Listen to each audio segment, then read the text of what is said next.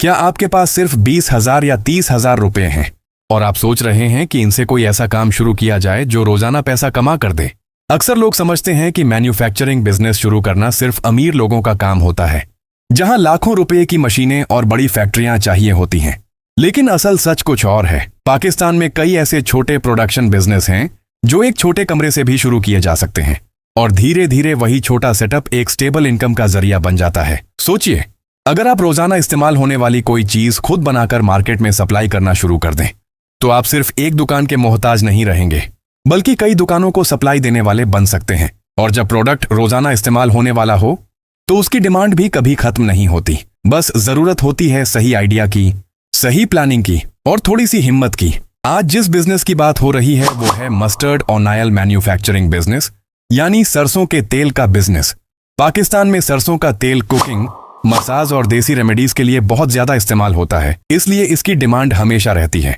अगर small level पर start करना चाहते हैं तो आपको सबसे पहले एक mini mustard oil expeller machine चाहिए होती है।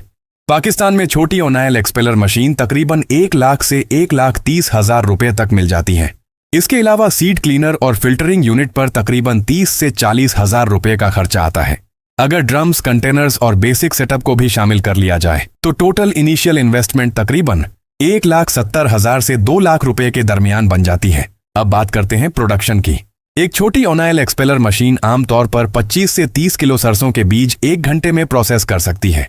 अगर आप रोजाना 6 घंटे मशीन चलाएं तो लगभग 150 से 180 किलो सरसों प्रोसेस हो सकती है। सरसों के 100 किलो बीज से आमतौर पर 30 से 35 लीटर मस्टर्ड ऑयल निकलता है। यानी अगर आप 150 किलो सरसों प्रोसेस करते हैं तो तकरीबन 45 से 50 लीटर ऑयल प्रोड्यूस हो सकता है। अब अगर मार्केट रेट देखें तो सरसों का बीज लगभग 220 से 250 रुपए प्रति किलो के करीब मिल जाता है, जबकि मस्टर्ड ऑयल रिटेल मार्केट में 600 से 700 रुपए प्रति लीटर तक बिक जाता है। अगर सिंपल कैलकुलेशन करें तो 150 किलो बीज की कॉस्ट लगभग 33 से 35,000 रुपए बन जाती है। इससे लगभग 45 लीटर ऑयल निकलेगा, जो 650 रुपए प्रति लीटर के हिसाब से लगभग 29,000 रुपए का बनेगा। लेकिन इसके साथ मस्टर्ड केक यानी खल भी निकलती है, जो जानवरों की फीड के लिए बिकती है, और उससे भी तकरीबन 8 से 10,000 रुपए मिल जाते हैं। इस तरह टोटल सेल लगभग 27 से 79,000 रुपए बन जाती है। अगर बिजली, लेबर और पैकिंग का खर्चा निकाल दिया जाए, जो तकरीबन 3 से 4,000 रुपए होता है, तो आपका डेली प्रॉफिट 3 से 5,000 रुपए तक बन सकता है। यानी महीने का मुनाफा 90,000 से 1,20,000 रुपए तक हो सकता है, अगर मार्केटिंग और सेल्स ठीक चल रही हो। अगर मीडियम लेवल पर जाना चाहते हैं तो आप 5 लाख से 7 लाख रुपए इन्वेस्ट करके बड़ी ऑयल एक्सपेलर मशीन लगा सकते हैं, जो रोजाना 500 किलो से ज्यादा सरसों प्रोसेस कर सकती है। इस लेवल पर प्रॉफिट और प्रोडक्शन दोनों काफी ज्यादा हो जाते हैं।